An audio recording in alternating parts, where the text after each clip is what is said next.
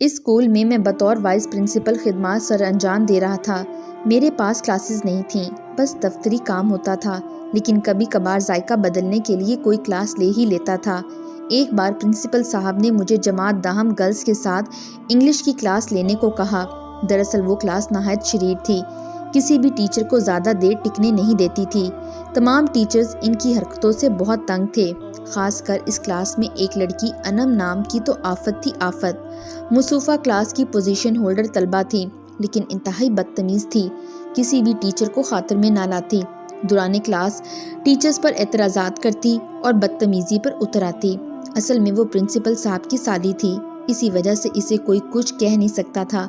Class میں جانے سے پہلے پرنسپل صاحب نے مجھے بریف کیا تھا اور میں خود بھی اس کلاس کے بارے میں پوری معلومات رکھتا تھا۔ بہرحال پہلے 2-3 دن تو اچھے گزرے۔ اس کے بعد اس نے اپنی حرکتیں شروع کیں، اکثر اوٹ پٹانگ اور غیر ضروری سوالات پوچھا کرتی اور اس کے جوابات بھی حاصل کرنے پر اصرار کرتی۔ کلاس میں اس نے اپنا ایک گروپ بنایا تھا چند لڑکیوں کا، جو اسی کی طرح بدتمیز تھیں۔ البتہ ان کی کلاس میں کچھ شریف اور ذہین لڑکیاں بھی تھیں جو اپنے کام سے کام رکھتی تھیں۔ میں نے یہ کیا کہ ان لڑکیوں کے ساتھ دوستی کر لی اور انم وغیرہ کو مکمل طور پر نظر انداز کر لیا۔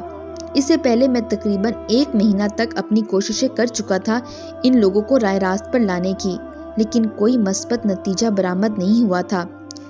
میں ان دوسری لڑکیوں کو موٹیویٹ کرتا اور ان کو زیادہ پڑھائی کی طرف راغب کرتا۔ ان لڑکیوں میں عائشہ نام کی ایک لڑکی تھی، وہ بھی پوزیشن ہولڈر تھی، لیکن بہرحال انم سے کم تھی۔ میں نے اس پر اپنی توجہ مرکوز کی، اسے گھر کے لیے نسبتاً زیادہ کام دیتا اور اسکول میں بھی اس سے اچھا خاصا کام لیتا۔ دراصل میں اسے اکساتا تھا کہ وہ انم سے زیادہ نمبر لے سکتی ہے، اور یہی میری زندگی کی سب سے سنگین غلطی تھی۔ جب میں عائشہ کو توجہ دیتا، انم کو آگ لگ جاتی۔ رفتہ رفتہ اسے مجھ سمیت عائشہ سے نفرت سی ہونے لگی۔ وہ جب میری یا عائشہ کی طرف دیکھتی، اس کی آنکھوں سے شعلے نکلنے لگتے، وہ خود ہی اپنی آگ میں جلنے لگی، لیکن مجھے اس کی کوئی پرواہ نہیں تھی۔ کاش میں جان سکتا کہ یہ آگ آگے چل کر بہت کچھ بھسم کرنے والا ہے۔ خیر، اس دوران بچوں کا ہوم ایگزام شروع ہوا اور توقع کے برخلاف عائشہ انم پر بازی لے گئی۔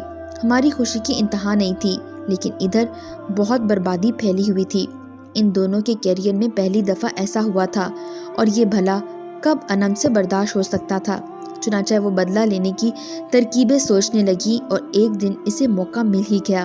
ہوا یوں کہ بچوں کے بورڈ امتحانات کے لیے فارم جمع کروانے تھے۔ تمام فارم پر کرنے کے بعد پرنسپل صاحب نے کہا کہ وہ خود ان فارمز کو بورڈ میں جمع کرا دیں گے۔ وہ اپنے ساتھ فارمز گھر لے گئے۔ انم بھی ان کے ساتھ گاڑی میں جاتی تھی۔ راستے میں یا پھر گھر میں کہیں اس نے عائشہ کا فارم نکال کر پھاڑ دیا۔ کسی کو پتہ نہیں تھا کہ عائشہ کا فارم جمع نہیں ہوا ہے۔ چنانچہ امتحان کے لیے رول نمبر آ گئے تو اس میں عائشہ کا نمبر نہیں تھا۔ بورڈ سے رابطہ کیا گیا تو انہوں نے کہا کہ اس کا تو فارم ہی جمع نہیں ہوا ہے۔ پرنسپل صاحب نے کہا کہ انہوں نے خود جمع کروایا ہے، لیکن فارم تو پہنچا ہی نہیں تھا۔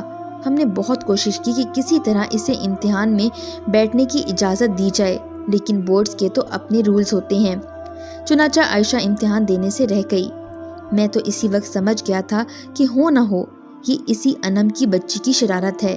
جب میں نے اس سے بات کی وہ صاف مکر گئی، بلکہ الٹا مجھے دھمکیاں دینے لگی کہ وہ پرنسپل صاحب کو بتا دے گی۔ بہرحال میں نے بھی اسے دھمکی دی، اگر ان سب میں اس کا ہاتھ ہوا تو میں اسے چھوڑوں گا نہیں۔ امتحان سے چند دن پہلے میں گھر آیا ہوا تھا کہ میرے موبائل پر کال آ گئی۔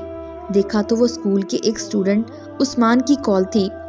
سلسلہ ملنے پر اس نے بتایا کہ عائشہ مر گئی ہے۔ میں ہکا بکا رہ گیا، وہ کیسے؟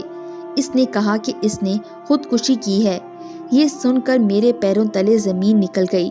کسی کو کچھ بتائے بغیر اسکول کے لیے روانہ ہو گیا۔ تقریباً 56 گھنٹے کا راستہ تھا۔ جب میں وہاں پہنچا تو اس کی تدفین ہو چکی تھی۔ اس کے والد قبر کے ساتھ لپٹ کر رو رہے تھے۔ اسکول کے بہت سے اساتذہ و طلبہ موجود تھے۔ ہر ایک کا یہی خیال تھا کہ امتحان سے رہ جانے کے سبب اس نے اپنی زندگی کا خاتمہ کر لیا ہے۔ میرے لیے تو جیسے دنیا ہی ختم ہو گئی تھی۔ اس کی موت نے میرے دل پر بہت برا اثر ڈالا تھا۔ میں خود کو اس کی موت کا ذمہ دار سمجھ رہا تھا۔ اگر میں اسے انم کے مقابل کھڑا نہ کرتا تو شاید آج وہ زندہ ہوتی۔ اس کی موت کے شاید چوتھے یا 5ویں دن اس کے چھوٹے بھائی نے مجھے ایک خط دیا۔ یہ عائشہ نے اپنی موت سے پہلے میرے لیے لکھا تھا۔ اپنی اس طویل خط میں اس نے لکھا تھا کہ اسے زندگی سے بہت پیار تھا۔ وہ مستقبل میں ڈاکٹر بننا چاہتی تھی اور ساتھ ہی دنیا کو دکھانا چاہتی تھی۔ وہ چاہتی تھی کہ اپنے علاقے میں ایک بہترین ہسپتال بنائے جہاں غریبوں کا علاج مفت ہو۔ وہ چاہتی تھی کہ وہ دنیا کے سفر پر نکلے۔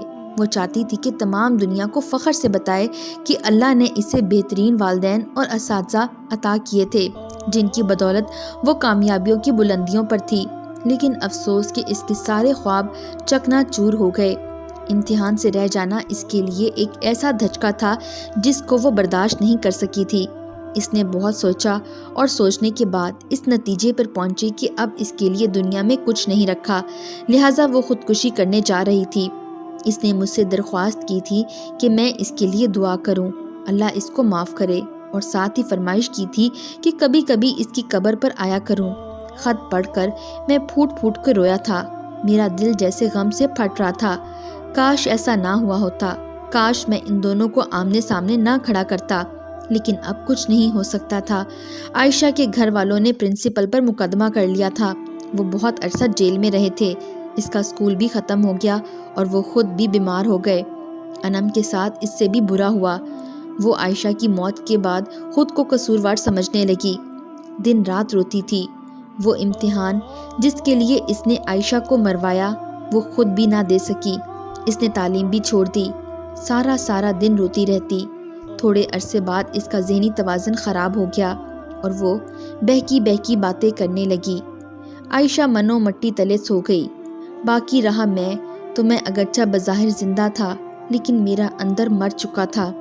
کاشف کے بعد یہ میری دوسری اسٹوڈنٹ تھی جس کی عین زمانہ طالب علمی میں موت واقع ہو چکی تھی۔ ان دونوں پہ در موت نے مجھے اندر سے توڑ رکھ دیا تھا۔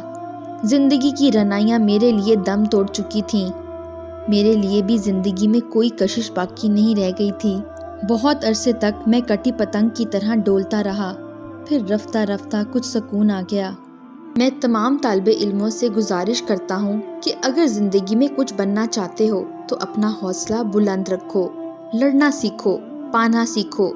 زندگی کو ختم کر دینا، خودکشی کرنا بزدلوں کا کام ہے۔ ایسی موت آپ کے لیے، آپ کے والدین کے لیے خود عذاب ہے۔ خدا را ایسا مت کریں۔ ہار جیت اور جیلسی سب زندگی کا حصہ ہے، ان کو فیس کرنا سیکھیں۔ ہماری سوسائٹی میں اسٹوڈنٹس سوسائڈ کے واقعات میں بہت تیزی سے اضافہ ہو رہا ہے۔ اس کو روکنا ہے اور یہ کام ہم مل کر سکتے ہیں۔